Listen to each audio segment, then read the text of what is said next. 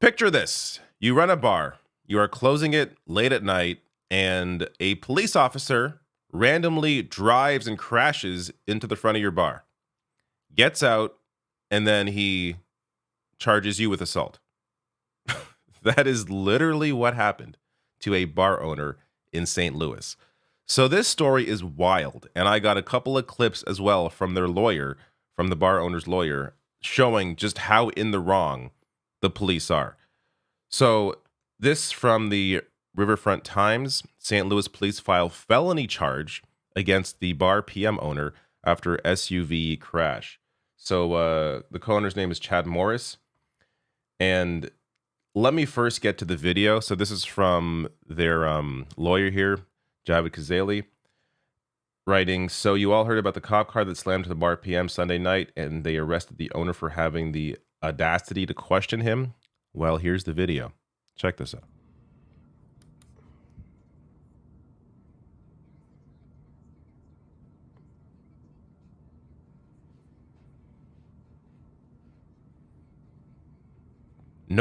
It's not like there's a high-speed chase going on. This cop is just speeding down the road and swerves right into the bar. Now, the police probable cause statement associated with the charges against the owner alleges that Morris began to scream obscenities in the wake of the collision. I wonder why. You just randomly drove into the man's bar. Is he supposed to be happy about it? The officer writes that Morris struck me hard in the chest with an open hand, causing me to temporarily lose my balance. Already, this is complete bullshit. Morris then allegedly tried to flee into a gangway between the bar and another building. Again, this is the police statement, closing a gate on an officer as he did, according to the statement. Morris is now facing a charge of felony assault on an officer and misdemeanor resisting arrest. Bar PM's other co-owner, James Pence, spoke to the RFT this morning and said that it was the police who came at bar staff aggressively, even beyond the fact that they drove an SUV into their business. Pence told the RFT he was upstairs when the entire building shook due to the crash. He came downstairs to an officer demanding to see his identification. When Pence refused, he was spun around and placed in handcuffs. As for Morris, Pence said that he was filming the crash scene when three officers went for him.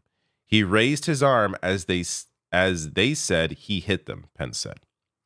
So this is some of the aftermath of the crash. Also, after Morris was arrested and booked, the judge ordered that he be held without bond. This is all because a police officer randomly drove into the man's building. Now, this is an update. The prosecutor just called us and said that they will be amending the charge from a felony to a misdemeanor, but that won't be enough. We have video that shows that the police were the aggressors and Chad did nothing wrong. So there's apparently, I got some details from the video that was apparently taken while this interaction between the police and the bar owner was going on. But here's another clip from the lawyer here. Oh boy, today police announced that they did not give a breathalyzer exam to the officer who crashed into my client's bar because other officers determined that he was not impaired. Well, here's a video of him running a red light seconds before he crashed into the bar. Go.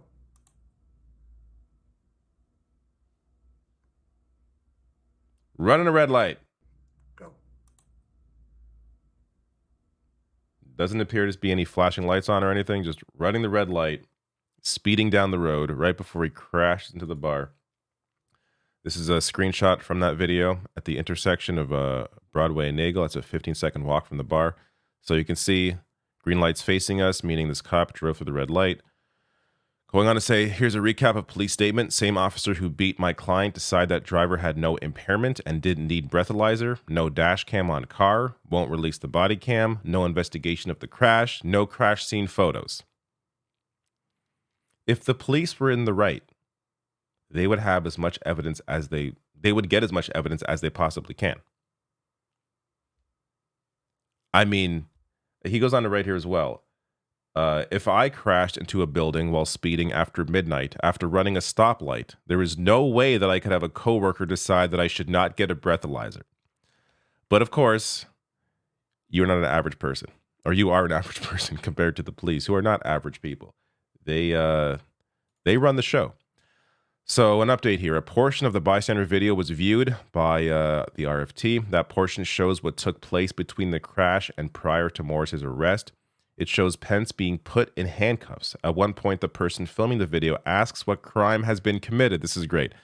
An unidentified St. Louis police officer responds, "A disturbance." The officer then walks toward the person taking the video and says, "He's not going to yell at me. That's causing a disturbance." If the officer was struck, they would say, "He hit me. He hit me. I'm down. I'm hurting. That's why he's arrested." No, he's yelling at me. He can't do that. I may have driven to his bar, but how dare he yell at me for doing so? At no time does the 20-minute bystander video show Morris striking an officer in the chest.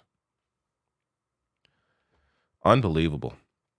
Kazali, the lawyer, says they lost control of the vehicle, and immediately the video shows the police officers being aggressive with everybody in the area to cover up what they did.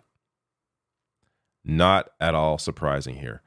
Reaction from Kyle Garner: take away the cop part. A driver is speeding, blows through red lights, swerves for nothing, and crashes into a building.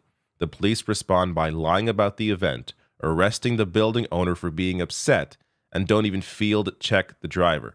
We'd all say it's a cover-up. This shit, like, this stuff is on, luckily this is on camera. Imagine how many times something like this has happened. Some incident between police and, random civilians where there has not been a video. I have to, look, I know we live in a world that's really unfair. I have to imagine, though, with all of the evidence here, that this is going to be dropped. It has to be. There is no basis for this. You ran into the man's bar and then you arrest him. It is so unbelievable. It's not unbelievable. It's insane. But having covered a lot of this stuff, a lot of these various police interactions for years, it is not unbelievable. It's actually right in line with what we are used to seeing.